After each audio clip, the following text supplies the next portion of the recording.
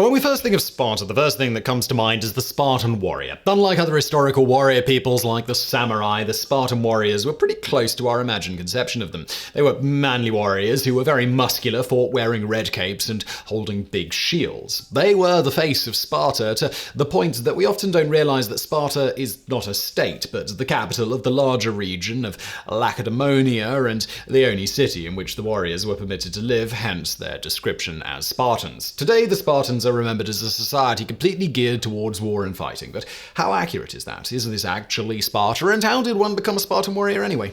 Well, as mentioned, Sparta is not the name of the region, it is just the name of the central city. The region was called Laconia in the Greek Peloponnese Peninsula. It isn't really all that surprising that we know the Spartans by the name of their central city. Ancient Greeks organized themselves politically into city-states or polis. Think Athenians, Thebans, or other well-known ancient Greek peoples. We usually refer to them by the name of their polis, even if they lived in the surrounding regions of the city-state. What makes the Spartans special, not just in our modern eyes, but in the eyes of their fellow ancient Greeks, is that they had a very different society from other Greeks. Despite Sparta controlling the whole region of Laconia and sometimes beyond, citizens could only come from the city of Sparta and only live there in their special society. Spartans went on several colonial campaigns to capture neighboring lands and referred to their area of political control as Laconia. The citizens referred to themselves as Spartans, outsiders referred to the Spartans as Lacedaemonians after the region, but we might also see them referred to as Laconians after the political area that they controlled. So, who were the Spartan warriors? The citizens of Sparta were those who not only lived in the city of Sparta, but belonged to the ruling class. These were the Spartans that you saw in films like 300. They see themselves as descendants of Hercules and Dorians who settled in the region of Lacedaemonia. As an outside force, they ruled over the native population of second-class citizens or slaves. This class of people were known as the Spartiates. So, that begs the question, who are the other Lacedaemonians? And for our purposes, did they fight? There are many classes of people in Lacedaemonia, but the three most prominent were the Spartiates, the Dwellers Around, and the Helots. The Dwellers Around and the Helots were probably the original inhabitants of Lacedaemonia, but we don't know as much about them as we do the Spartiates. The Dwellers Around are the regular everyday free people of Lacedaemonia. They lived a similar life to most Greeks at the time, neither required to live the Spartiates' warrior lifestyle nor live as slaves. They tended to be traders, manufacturers, artists, but also put on their warrior uniforms and followed the Spartiates into battle at the command of the state. The exiled king Damaratus warned the Persian Xerxes about the necessity of the Dwellers Around to Spartan society and their bravery in combat. As Spartan history went on, the Spartiates began to rely on the Dwellers Around to fight more and more until they came to outnumber the Spartiates in their armies. Even then, we don't know how Dwellers Around became warriors. Then you have the Helots. The Helots were a type of slave that comprised the majority of Lacedaemonia's population. Other than the Spartiates, the Helots are remembered mostly because of the intense level of class disparity between them and the Spartiates. By disparity, I mean the Spartiates were known to have abused and murdered Helots in a way that often shocked other slave-owning Greeks, to the point that the Spartans always feared an intervention by their rivals to support the Helots. As to what these slaves got up to, Helots supported their masters on campaigns and fought on the front lines. If all you know of Sparta is the movie 300, just know that there were Helots on that campaign and that they far outnumbered their 300 Spartiate masters. Spartiates always kept an eye on their Helots during campaigns, even changing camp formations so that they faced inward at camp rather than outwards. Because of past revolts that rocked Laconia, they never turned their back on their warrior slaves. There are other smaller and less significant groups in Lacedaemonian society, but the Spartiates, Dwellers Around, and Helots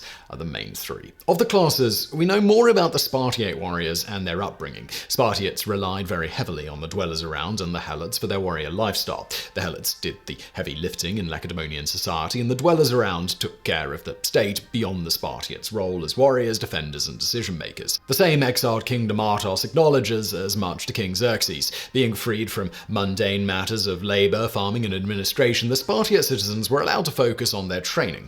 Modern scholars even refer to the Spartiates as a class of leisure. While that may be true, they endured childhoods of hell to reach that point. Spartan education is considered a 30-year process, broken down into 3 parts. The education of a Spartan, and by Spartan I do mean Spartiate, is a communal effort the state is involved in. It takes a village to raise a child, and in the case of Sparta, that village would mercilessly beat them into adulthood. The first phase of formal education began around the age of 7, when boys were assigned to groups of boys called herds by a herder. If the assigned herder was not present, any Spartan citizen could order the herd around if need be. The Spartans considered following the rules to be very important, and herders were usually accompanied by whip bearers who whipped the boys for any infraction. Further, if you were whipped as a Spartan child, you can expect your father to continue with a staff when you got home. If you broke a rule in front of another boy's father and he beat you, your father was also honor bound to beat you again when he heard of it. This can happen when the herder is absent and another father takes charge of the group, again going to show just how communal the raising of children was in the city of Sparta. Despite this instilling of rules, the instilling of rule breaking was also part of the boys' education. The boys were fed meager meals even by Spartan standards. They were expected and even encouraged to steal food to supplement their meager diets. Despite that encouragement, boys were punished for being caught and even killed in the process of that punishment sometimes. So why encourage rule breaking when you're just going to punish a boy for breaking the rules? Well, it seems the purpose was to instill a respect for the rule of law, yet teach the children how to undergo covert operations as training for later life. Like most things in Sparta, stealing was a collaborative project. The herd had to collectively organize their stealing, with members acting as lookouts while others stole. The whole process required endurance, something necessary to instill in future warriors. Endurance was the name of the game, from their meager food to their harsh punishments. Finally, the leaders of the Spartan state, the Air Force, inspected the boys of this age naked every 10 days, ensuring that the boys did not get too fat and were progressing in their training. At 14, the Spartan boys moved to the next level of their education, which got even harsher. But before we get into that, you might at this point be wondering who established this bizarre and brutal way of life for the Spartiates. The Spartiates cite a lawgiver king called Lycurgus. Today, scholars tend to agree that Lycurgus might have been mythical, and even the ancient Greeks could not nail down a time in which he ruled, although they didn't doubt his existence. Herodotus places Lycurgus in the middle of the 6th century and puts forward 2 stories as how he developed the Spartan way of life. He either received instructions from an oracle at Delphi or borrowed his system from Crete. Lycurgus may be a part of what is called the Spartan Mirage. Spartans were very secretive, mischievous, guarded, and xenophobic people. This extended into their training, everyday lives, and conduct with other Greeks. They created this image of Sparta to hide their true activities and intentions so that their enemies were always in the dark. Even aspects of their training and leisure activities, such as their ball games, were meant to hide their intentions, which is to train for combat. The Spartan Mirage throws some of what we know about them into question, especially because so few of our sources are from Sparta.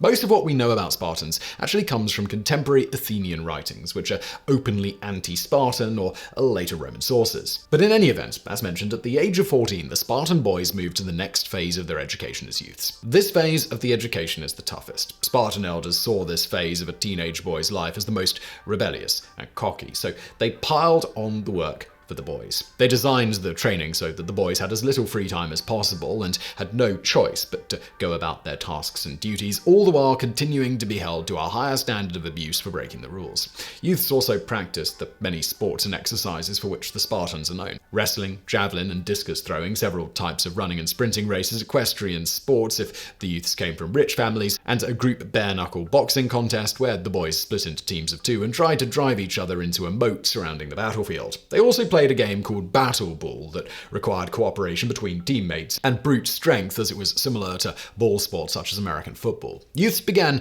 to learn to read and write, but we don't know how. The Spartans didn't hire foreign or slave tutors to educate their children, but we do know that they did learn. We know this because we have records that Spartiates sent messages to each other and could make use of cryptography in the messages between various warriors and their commanders. The Spartiates seem to enjoy a Spartan formal education to suit their elaborate and demanding physical education. Even elite Spartiates were not allowed to bring in tutors for their children, meaning that all Spartiates enjoyed the same state-level education. This lack of literary flourish didn't mean they were simpletons. While not too many Spartan works of literature came down to us, we do have other evidence of the Greeks' fondness for Spartan wit. Spartiates tended to speak directly and bluntly, to the point of being known for their one-liners. It wasn't just the men, but women who seemed to be known for their wit as well, since a large portion of surviving Spartan one-liners came from women. Speaking of women, it should should be noted that girls had a very physical education as well. Unlike other Greeks who tended to heavily segregate the sexes and keep women at home, Spartan girls underwent an education that put them on par, at least within the bounds of their respective strengths, physically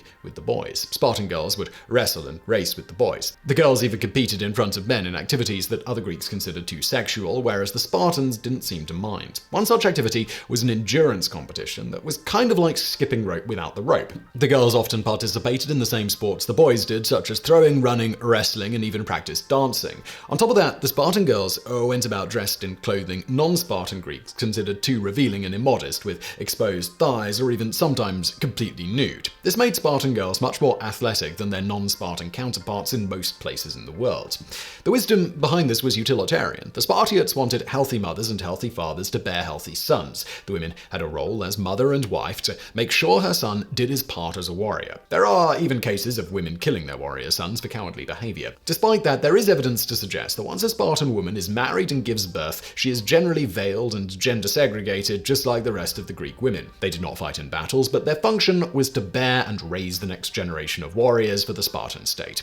It should be explained that the Spartiate men were organized socially into groups who ate together at a mess hall. They called this group either a men's club or friendship club, depending on the era. Spartiates dined in groups of 15 and contributed the food of the mess from their own properties. Youths were sometimes brought to the clubs to see how the adults are expected to act once they reach adulthood. Dining in these clubs was mandatory for all Spartiates. This communal experience was meant to strengthen the bond between warriors and even had democratic aspects to it, such as members having to vote in new members. Those new members were about ready to join at the age of 20. On this note, at 20, the Spartiates entered the next phase of their education as young men. They can now join a club, but are still forced to sleep in communal barracks rather than their own homes. They can take part in fighting and even qualify for the elite 300-member bodyguard corps of the king. Part of their training included a little understood and much debated ritual called kryptoi. Scholars can't seem to agree on what exactly took place during the kryptoi. Some believe the ritual involved searching for and slaughtering unsuspecting helots.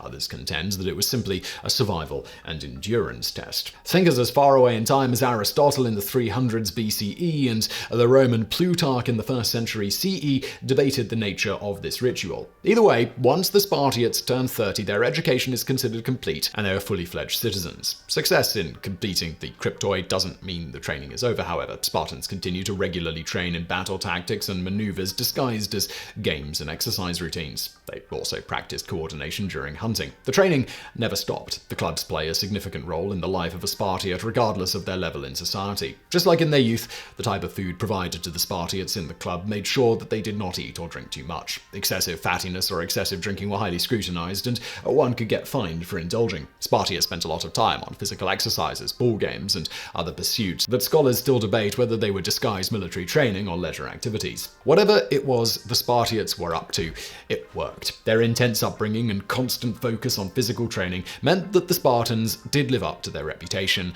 as fierce warriors. Whether they worked with other Greeks or fought them off, the Spartans were considered a formidable foe to their enemies. The Spartans themselves always prized their unique system for raising warriors and always kept an eye out for any threats to that system. It is important to note that all of this happened within and around the city of Sparta, which was just a tiny part of Laconia. It took a village to raise a Spartan, and in this case, it was the village of Sparta itself. Bonus fact.